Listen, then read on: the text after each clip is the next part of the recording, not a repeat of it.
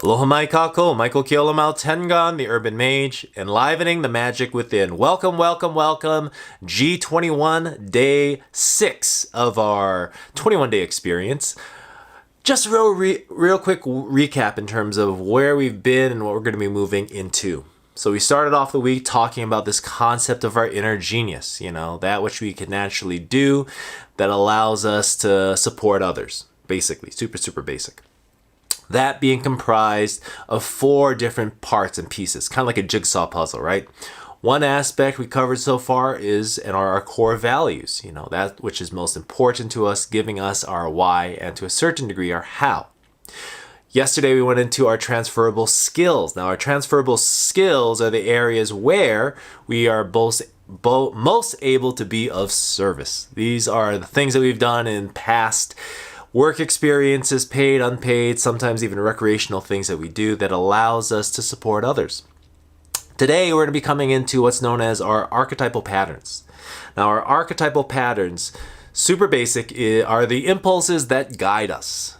Now, archetypes, just to give you a little context, are basically these different modes, right? If we look at, one of my favorite pastime shows growing up, the Teenage Mutant Ninja Turtles. Ninja Turtles had these different archetypes, right? Leonardo was the leader, Donatello was the scientist, the party guy, the everyday guy was Michelangelo, and the rebel was Raphael. We also had then the master, right? The sage, who was Splinter. We had let's see, who else was there? There was April O'Neil, right? She had an archetype as well. She was the journalist. She was always investigating things, wanting to find out truth, right? Shredder, who was the bad guy, who wanted to dominate. There was this ruler aspect of him, but not necessarily one that was democratic as much as it was authoritarian. In any case, if we look at any show, if we look at any book, Lord of the Rings, for example, Star Wars, looking at things in terms of these archetypes are these pervasive, universal characters that exist.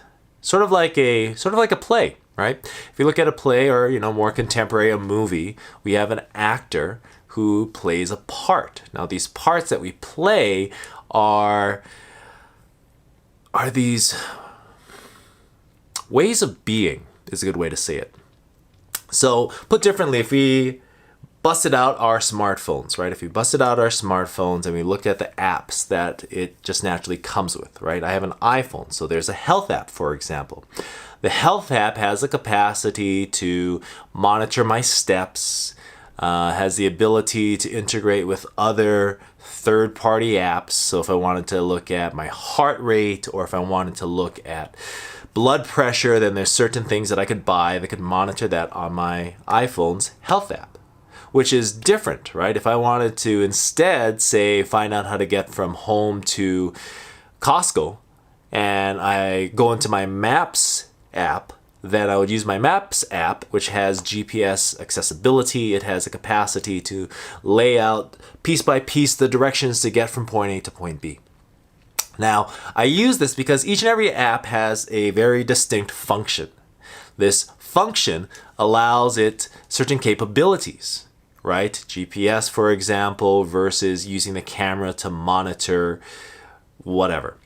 And in each and every one of these different apps, they are very specific to a purpose. Now, the purpose that they fulfill is something that allows us, makes life easier for us. Now, in the same light, you can think of these archetypes as apps, right? There's a program to it. There's a functionality to it.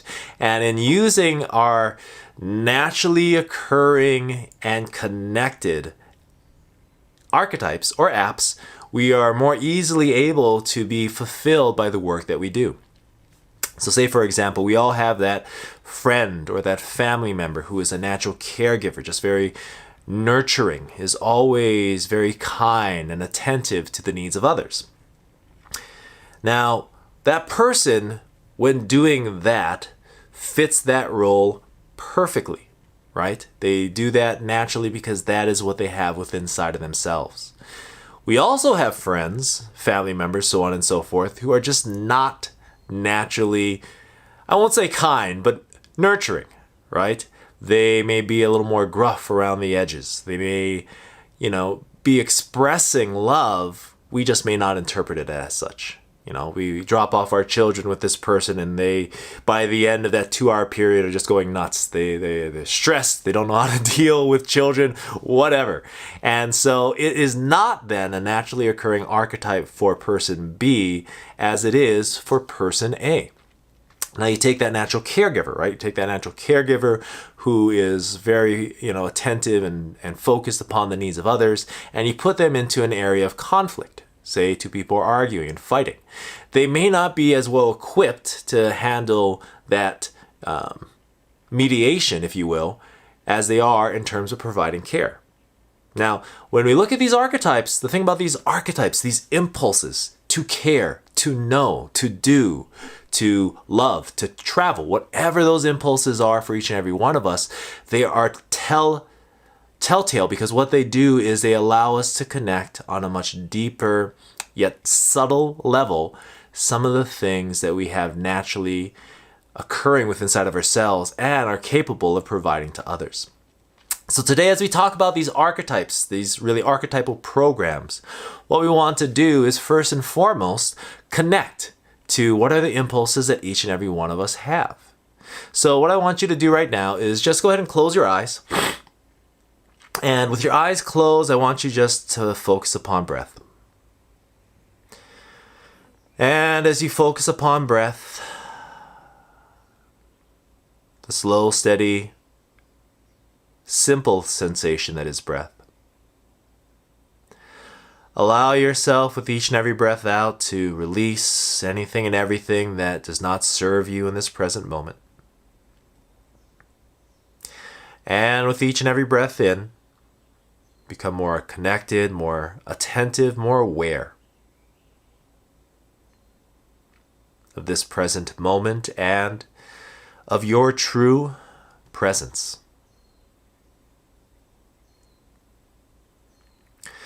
And now what I want you to do is just merely to allow yourself to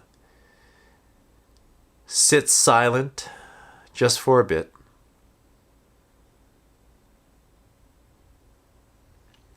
And in this moment of silence, we'll take just about 30 seconds.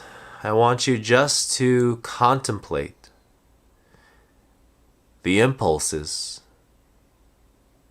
within your life.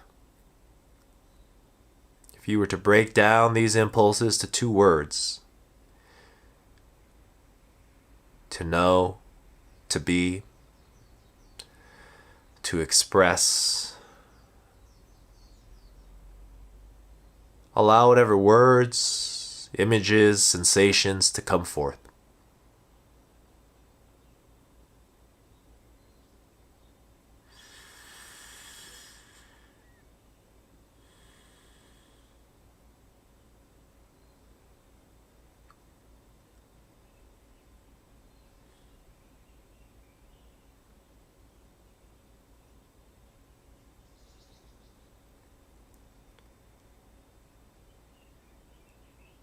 And now, as we bring this moment of silence to a close, I invite you, when you're ready, to open your eyes.